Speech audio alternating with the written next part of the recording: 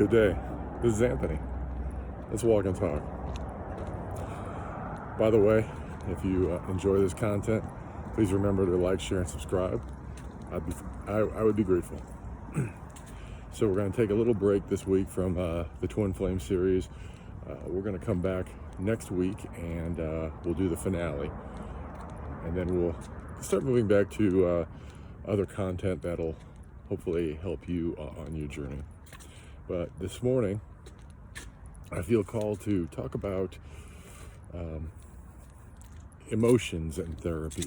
Ooh, pardon me. In life, therapy really works to try to help us learn to deal with emotions. Now, I've spent a lifetime going through therapy to learn how to deal with anger, for instance, how to control anger. And the purpose isn't necessarily nefarious, although I think it lacks the ability to truly reach the purpose of such emotions. You see, in society, we're programmed that certain emotions are not acceptable to display. Those emotions are things like anger and frustration and pain and fear. We're told to suppress those things.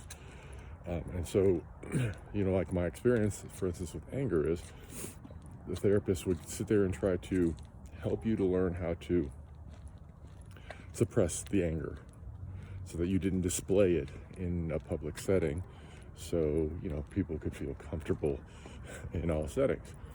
The problem with that concept is that you have to understand that the emotion is not bad. There is no bad or good from an emotional perspective. The emotion is a trigger, and it's trying to get your attention to heal an aspect of you. So, for instance, my experience, again, throughout a lifetime of therapy is, when I was going through therapy before my awakening, and they were teaching me how to control my anger, after I had gone through the therapy to heal my trauma, I always looked back and I thought, why is it that that therapy was always trying to help me learn how to control the anger, yet we never got to a point where we were actually addressing what was creating the anger. And here's my 2 cents on it. I don't think that it's, like I said, I don't think it's a very nefarious purpose. I think its purpose is to just help us to stay within the confines of what we've decided you should act like in society. So once you actually go and deal with the trauma that creates these quote unquote undesirable emotions, then you just don't have the emotions anymore. Give you an example, and on this channel, earlier on the channel, I talk about a lot of the traumas that I experienced in childhood that created a lot of the anger and had me don this mask of someone else. Once I dealt with those traumas, the anger was gone, and even today, I feel much like I almost never feel the emotion of anger. Occasionally I'll feel certain emotions like frustration, or I'll get triggered by certain pains, but then it's easier for me then to kind of narrow down on what is creating that, what is the thing that I'm looking to heal on that. And when you get to that point, it's a lot easier to not judge the emotions, but just understand that they're there to help guide you, to help free you and release you of certain triggers.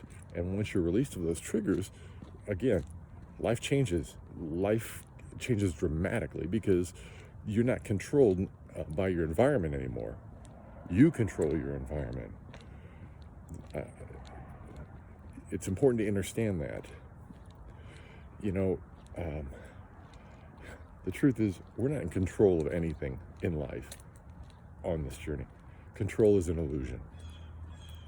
However, when you deal with a lot of the traumas that trigger your emotional responses,